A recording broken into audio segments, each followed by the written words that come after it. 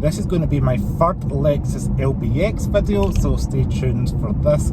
If you are watching and interested in more in depth, go check out the other Lexus LBX videos. Because the car's been super popular here in the UK and I've had the opportunity to drive another one, I thought why not take it out when it's actually got some nice weather. We've got a little bit of sunshine today and let's enjoy a Lexus. So for anybody unaware, the Lexus LBX is, I call it little boxy crossover, and it is a Yaris Cross based Lexus crossover. So for fun, this is me in the middle seat, both knees banging off the rear seats and the transmission hump's kind of there, so I don't know if you'd want to do something like that. And headroom in the middle seat is really not fantastic for somebody my height, so this is where I would stress, ideal for short runs, smaller children or smaller adults, or just empty nesters and throw your dogs back here, or Louis Vuitton luggage. But yeah, not going to be ideal for 3 teenagers back here. We do have these little charging ports back here, which is nice to have something. No map pocket behind the driver, but do have it behind the passenger, lined with the fuzzy stuff. No armrest, but we do have a cup holder in each of the door bins. And you know what, material quality, considering it's a compact car, it's not as premium as the front, like that is scratchy as, but it's fine. You know, how often you're going to sit back here? Maybe never. And you'll also notice it cuts out into the wheel arch, which means you're not going to get yourself all dirty off of a dirty wheel arch getting in and out the back of the car. So that's quite a nice little design feature as well. So the steering on the Lexus LBX is really light, nimble, direct is probably the words I would use to describe it. You really feel like it's fast in its feet, and that's a really good compliment for the car, because I can't say that about my LC that I drive every day, which is a Lexus hybrid. That feels heavy, that feels, you know, not as direct. It's a big comfortable cruiser. This is very, like, I don't know, like point and steer. I'm really impressed with like how quickly you can like point in traffic and things like that, and it just goes. And I really enjoy driving it in a more urban setting. It does have things like adaptive cruise control, and we've got a lovely Copper Crest RX just drive past us there, and an IS250. Ooh, double Lexus there. And I really enjoy, as I said, driving it in kind of urban environments, stop-start traffic.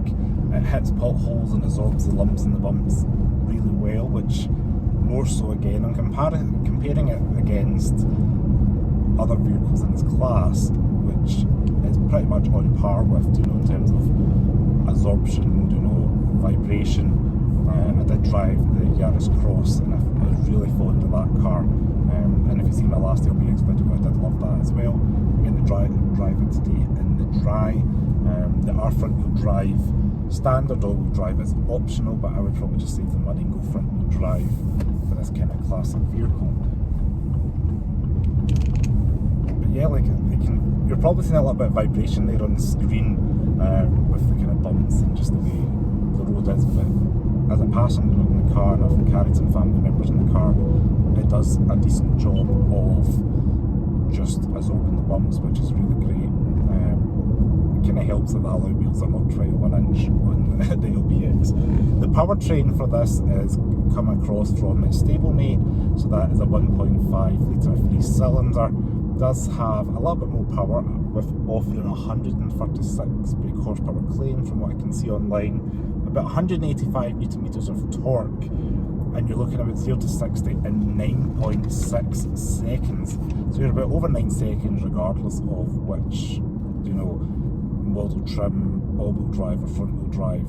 You're about just over 9 seconds regardless. 103 grams of CO2 per kilometre, so maybe if you're a company car buyer and you don't want to go for a plug-in hybrid or a fully electric vehicle and you just want a small non-plug-in hybrid like this is, as Lexus and Toyota call it, self-charging, then you just put petrol in and go and don't have to worry about wires and plug-in. 103 grams of CO2. Now this is a premium plus, and that's pretty much middle of the road in terms of trim. There is a more premium model that's less, and then I believe the urban one is the base model, which is the kind of attractive £29,000 and change one, which comes in passionate yellow, which is the free colour option, which I've seen in real life, and I think if you lived in sunny Europe, 100% I would get that. This car is finished in cement grey, which is a really nice kind of take on that kind of battleship primer grey that you see in a lot of modern vehicles. It's got a little bit of metallic flake through, so it's not totally flat. From what I can see online, it's £670 uplift for that paint option, and this car is fitted with the sand interior, Tahara leather as they're calling it, which is like the vegan friendly full leather option, but you know, it does a job, and I quite like how it lifts the cabin up and breaks up some of the black in the car.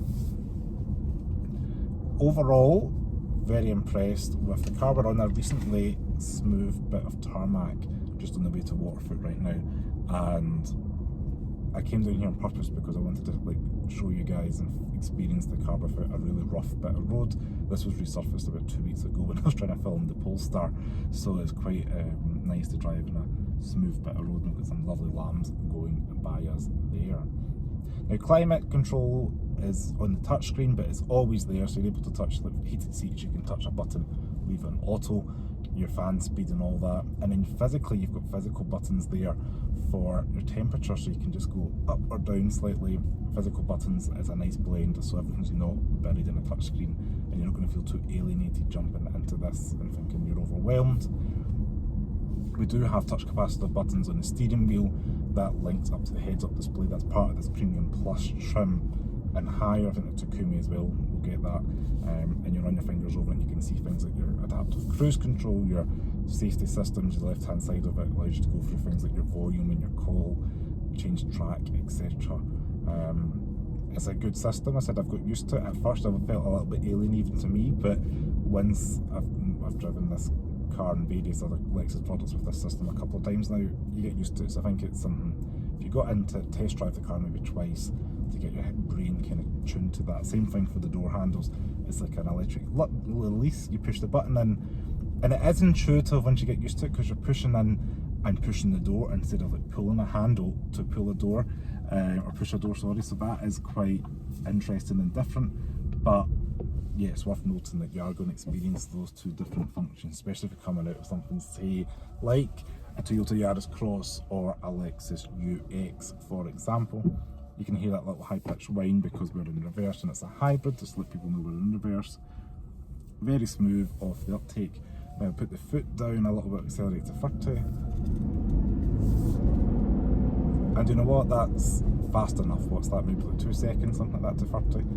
It's fast enough. We've got a nice clear instrument gauge in front of us, and that's the main takeaway from this car, is it's smooth, comfortable, and they've done a great job for this kind of class of car to make it feel premium and luxurious enough and feel like a Lexus product, which is really nice. And there isn't really anybody in the premium sector in this class of car, because it's smaller than, say, a BMW X1, a Mercedes-Benz GLA, Audi Q3, and it's more modern than, say, like Audi Q2, for example. So it does feel like in a class of its own, and premium brands aren't really in this segment. So if you are looking for a car, just bear in mind it is slightly smaller, more compact, but if you're maybe, it'll suit your needs. You know, if you're a young family, empty nesters, that kind of thing, it's perfectly fine for adults up front. The rear seats are a little bit tight, so that is going to be a deal breaker for some, but the caveat as well is the boot space is really good. I think that's a really good, considering the size of the car.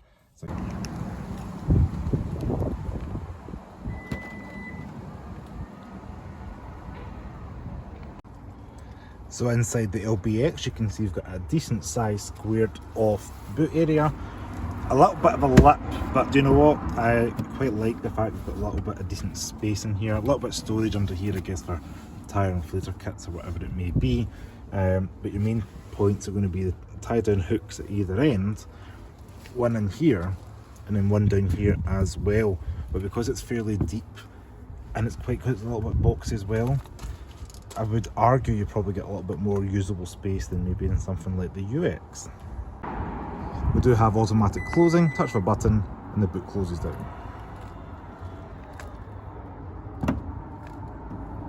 A good deep kind of squared off sides. You can get plants, small suitcase, etc. in there. So that's going to be me for this video. Thank you so much for watching this Lexus LBX video.